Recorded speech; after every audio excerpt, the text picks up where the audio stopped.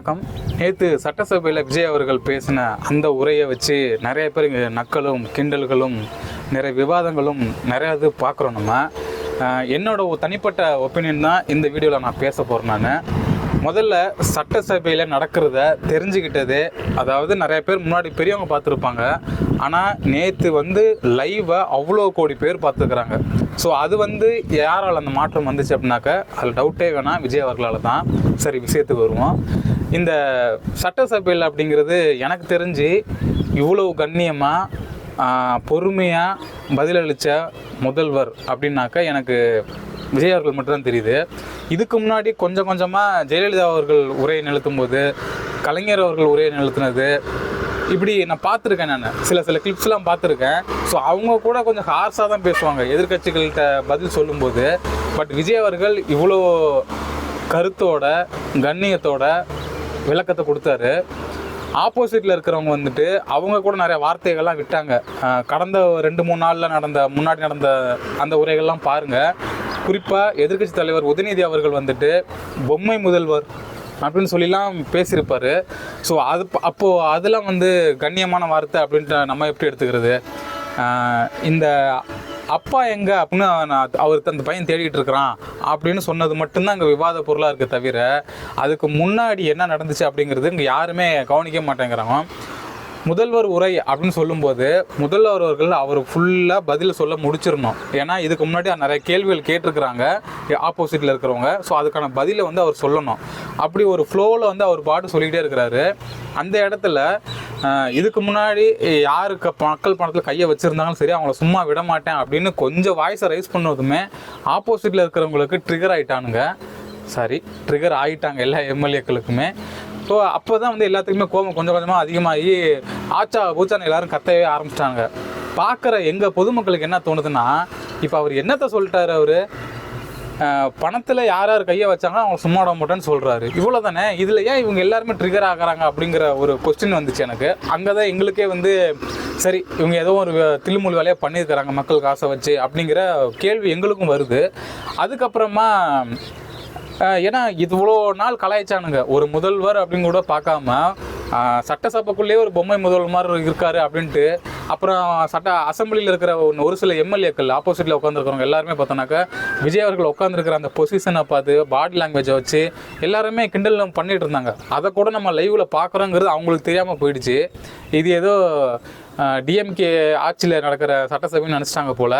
ஏன்னா அவ்வளோ லைவாக ஓடிக்கிட்டு இருக்குது, மக்கள் எல்லாரையும் பார்க்குறாங்க. அதெல்லாம் தெரியாமல் முதல்வர் இப்படி உட்காந்துருக்காரு அப்படிங்க அதை வச்சு நக்கல் பண்ணி பேசின அந்த வீடியோலாம் நம்ம பார்த்தோம் நம்ம. ஸோ அதுவும் மக்கள் எல்லாம் போட்டு ட்ரோல் பண்ணிட்டு இருக்கிறாங்க பசங்க எல்லாருமே. அது ஒரு சைடு இருக்கட்டும். விஜய் அவர்கள் விளக்கங்கள் சரியாக தான் கொடுத்தாரா அப்படின்னு கேட்டோன்னாக்கா சரியாக தான் விளக்கம் கொடுத்துட்டு இருந்திருக்காரு. நான் மக்கள்கிட்ட நான் சொல்லிட்டேன். நான் இவ்வளோ நிதி பற்றாக்குறை இருக்குது, அதை நான் சரி செய்யணும். இந்த சைடு நிறைய டாஸ்மாக் அவர் மூடியிருக்காரு. ஸோ அதுலேருந்து வர வருவாய் பாதிக்கப்பட்டிருக்குது, கம்மியாக இருக்குது. ஸோ வேறு வழிகளில் வருமானத்தை ஈட்டுறதுக்கான விஷயங்களை அவர் பண்ணிகிட்டு இருக்காரு. கொஞ்ச நாளைக்கு முன்னாடி தூத்துக்குடியில் கப்பல் கட்டுறதுக்கான அந்த ஒரு ப்ராஜெக்ட் ஒன்று போயிட்டுருக்கு. ஸோ எல்லாமே கரெக்டாக அசம்பிள் ஆகி பணம் வரும்போது தமிழக அரசோட கஜானாவுக்கு நான் பணத்தை நான் கொஞ்சம் கொஞ்சமாக சேர்த்துக்கிட்டு இருக்கேன் அப்படின்னு சொன்னார். இவ்வளோ டீட்டெயிலாக சொல்லிட்டு இருக்காரு. இவங்க ஆப்போசிட்டில் உட்காந்துக்கிட்டு அவங்களோட அரசியலுக்காக தான் பேசுகிறாங்களே. இப்போ எதிர்கட்சி அப்படின்னாக்கா என்னென்னா, உண்மையிலே மக்களுக்கு ஏற்படுற பிரச்சனைகளை ஆளுங்கட்சிக்கிட்ட எடுத்து சொல்லணும். பட் நாங்கள் உதயநிதி பேசுகிறது எல்லாமே பார்த்தோன்னாக்கா அவங்களோட அரசியலுக்காக ஆளுங்கட்சி எப்படிலாம் தப்பாக ப்ரொஜெக்ட் பண்ணணும் மக்கள்கிட்ட அப்படிங்கிற அந்த நோக்கம் மட்டும்தான் இருக்கிறதா நான் பார்க்குறேன். நான் சரி, முதல்வர் அவர்களுக்கு தான் நீங்கள் மரியாதை கொடுக்கல, ரெஸ்பான்ஸ் பண்ணலை அப்படின்னாக்கா அங்கே சபாநாயகர் இருக்கார். அவர் கெஞ்சாத குறையா உட்காருங்க, உங்களுக்கு டைம் வரும், உங்களுக்கான டைம் வரும், நீங்கள் பேசுங்க, உங்களோட பதில் கருத்துக்களை தெரிவிங்க அப்படின்னு சொல்கிறாங்க. ஒருத்தர் கூட அவரோட பேச்சை கேட்கவே இல்லை. அப்புறம் எதுக்கு அவர் நடுவர்னு அங்கே உட்காந்துக்கண்டு? இப்போ நிறைய பேர் வீடியோ பார்த்தவங்க நிறைய பேர் என்ன சொல்கிறாங்க, அந்த அசம்பிளியை பார்த்தவங்க, ஆனால் சபாநாயகர் நடுநிலை தான் செயல்பட்டுருக்காரு அப்படிங்கிறாங்க. இத்தனைக்கும் அவர் ஆளுங்கட்சியை சேர்ந்தவர், ஆனால் அவரே இல்லை நடுநிலை செயல்பட்டுருக்காங்க அவர் சொல்கிறாரு, இவங்க கேட்கவே மாட்டேங்கிறாங்க. அப்போ அந்த தைரியமும் அந்த எண்ணமும் உங்களுக்கு எப்படி வருது வெளிநடப்பு பண்ணணும் அப்படின்ட்டு? வாயை திறங்கன்ட்டு அப்போலேருந்து இப்போ வரைக்கும் சொல்லிக்கிட்டே தான் இருக்கிறீங்க. அவர் இன்றைக்கி வாயை திறந்து பேசுகிறாரு. அதை உங்களால் பொறுத்துக்க முடியல அப்படின்னா என்ன பண்ணுறது? ஒவ்வொருத்தவங்களும் ஒரு டைம் வரும்போது எதிர்கருத்துக்களை நீங்கள் வைக்க வேண்டியதானே, முன் வைக்க வேண்டியதானே. இதில் என்ன தப்பு?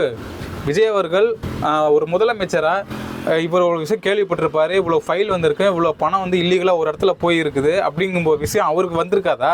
ப்ரூஃப் இல்லாமல் பேசுவார். அதை நிரூபிக்கிறதுக்கு டைம் எடுக்கும். கோர்ட்டில் என்ன இன்றைக்கி ஒரு தப்பு பண்ணாங்க, நாளைக்கே ஒன்று தண்டனை கொடுத்துட்டே இருக்கிறாங்க. அது கண்டுபிடிச்சி அதுக்கான சத்தாக்கும் இந்த சாட்சிகள் வந்து சப்மிட் பண்ணணும்ல கோர்ட்லேயே. ஸோ அந்த மாதிரி தான் ப்ராசஸ் வரும். ஆனால் அன்றைக்கி வரும்போது நீங்கள் எல்லாருமே வாய மூடிடுவீங்க, கப்பு சிப்புன்ட்டு. அது வேறு விஷயம். எங்களுக்கு சட்டமன்றத்துக்குள்ளே இப்படிலாம் விவாதங்கள் எழுதுறதெல்லாம் பார்த்தா, அப்போ போன ஆளுங்கட்சி இருக்கும் பொழுது நீங்கள் வந்து நாங்கள் இந்த மாதிரி பார்த்ததே கிடையாது, இப்படிலாம் விவாதங்கள் நடக்குமா, மக்களுக்கான பிரச்சனைகள்லாம் எதிர்க்கட்சி தலைவர்கள் கேட்பாங்களா அப்படின்னு கேட்டாக்கா எனக்குலாம் இப்போ கேள்வியாக இருக்குது. நிறைய கேள்விகளை எதிர்க்கட்சிகளையும் கேட்டிருந்திருக்க மாட்டாங்க போல், நிறைய கேள்விகளுக்கு நிறைய பதில்களை வந்து ஆளுங்கட்சி சொல்லியிருக்க மாட்டாங்க போல், அப்படி தான் எங்களுக்கு தோணுது. நான் சொல்கிறது போன ஆட்சியில் இது வரைக்குமே. ஆனால் இப்போ முதல் முறையாக மக்களுக்கு லைவாக போட்டு காமிங்க அப்படின்ட்டு அமைச்சர் ராஜ்மோகன் அவருக்கு சொன்னதுக்கப்புறமா நேற்று முதல்வர் உரையை வந்து எல்லாருமே லைவ் டெலிகாஸ்ட் பண்ணியிருக்கிறாங்க. இது தொடரும் அப்படின்னு வேறு சொல்லியிருக்கிறாங்க. வரப்போகிற சட்டமன்ற கூட்டு தொடரில் கூடயாச்சும் தயவு செஞ்சு மக்களை மைண்டில் வச்சுக்கிட்டு, மக்கள் பார்க்குறாங்க அப்படிங்கிறத மைண்டில் வச்சுக்கிட்டு எல்லோரும் நடந்துக்கோங்க. அது யாராகட்டும், ஆளுங்கட்சி ஆகட்டும், எதிர்கட்சி ஆகட்டும், எல்லாருமே சரி, மக்கள் பார்க்குறாங்க, நம்ம ஜென்யூனாக பதில் சொல்லணும் அப்படிங்கிறத மட்டும் உங்கள் மைண்டில் வச்சுக்கோங்க அப்படின்னு நான் சொல்லிட்டு நான் கேட்டுக்கிறேன். நான் திரும்பவும் சொல்கிறேன், முதலமைச்சர் விஜய் அவர்கள் ரொம்ப டீசெண்டாக கண்ணியமான வார்த்தைகளால் தான் ஆப்போசிட்டில் இருக்கிறவங்களுக்கு பதில் சொல்லிக்கிட்டு இருந்தார்.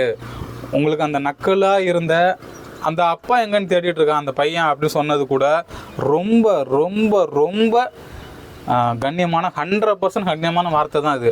அவ்வளோ ஹேட்ஃபுல்லான வேர்ட்ஸ்லாம் கிடையாது. இத்தனைக்கும் மு.க. ஸ்டாலின் அவர்கள் வந்து அரசியலில் இருந்திருக்கிறாங்க. ஸோ அவரை பற்றி பேசுகிறதுலங்கிறதுல எந்த தப்புமே கிடையாது. இங்கே நிறைய பேருக்கு அந்த குழப்பம் இருக்குது. எப்படி அது குடும்பத்தில் இருக்கிற நபரை பற்றி பேசலாங்கிறீங்க? நல்லா கேட்டுங்க மக்களே, தனிப்பட்ட ஒரு நபரின் குடும்பத்தை விமர்சிக்க கூடாது, சரியா? ஆனால் அரசியலில் இருக்கிறவங்களும் விமர்சிக்கலாம். அவங்க என்ன வேணாலும் பேசிக்கலாம், தாறுமாற என்ன வேணாலும் பண்ணிக்கிட்டோம், ஓகேவா? அவங்கள திட்டுறது, இவங்கள திட்டுறது எல்லாமே பண்ணிக்கலாம். ஆனால் அரசியலில் கொஞ்சம் கூட இன்வால்வ் இல்லாதவங்கள பற்றி இழுக்கவே கூடாது. இப்போ பார்த்தீங்கன்னா விஜய் சார் அவர்களுடைய பையன் இருக்காங்கல்ல, அந்த பையனை வச்சு நிறைய பேர் வச்சு ட்ரோல் பண்ணிட்டு இருக்காங்க. உங்கள் அப்பா எங்கன்னு தேடிட்டு இருக்காங்கப்பா, நீ தேடலையாப்பா, உங்கள் அப்பா அங்கே இருக்காருப்பா, இங்கே இருக்காருப்பான்ட்டு விஜய் சார் அவர்களுடைய மகன் சஞ்சய் அவரை வச்சு எல்லாமே ட்ரோல் பண்ணிட்டு இருக்கிறாங்க. அந்த பையனை வச்சு அப்படி பேசவே கூடாது, பண்ணவும் கூடாது. ஏன்னா உண்மை என்னன்னு உங்களுக்கே தெரியாது.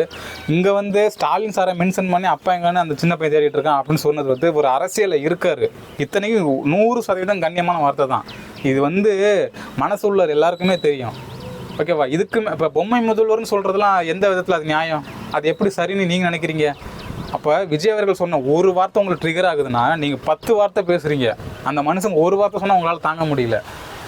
போங்க பாஸ், எதிர்கட்சிங்கிற உங்களுக்குலாம் தகுதியே இல்லாமல் போகுது. ஏன்னா நீங்கள் கேள்வி கேட்டுடுறீங்க, ஆனால் ஆப்போசிட்டில் இருக்கவங்க பதில் சொல்கிறத கேட்குறதுக்கு உங்களால் முடியல அப்படின்னா நீங்களாம் எதுக்கு எதிர்கட்சியாக இருந்துக்கிட்டு? எதுக்கு உங்களுக்கு எங்கே தைரியமே இல்லையே? உங்களுக்கும் ஒரு சில கோடி ஓட்டுகள் விழுந்துருக்குதுல்ல, மக்கள் உங்களை எதிர்கட்சி தலைவராக ஆக்கியிருக்காங்கல்ல.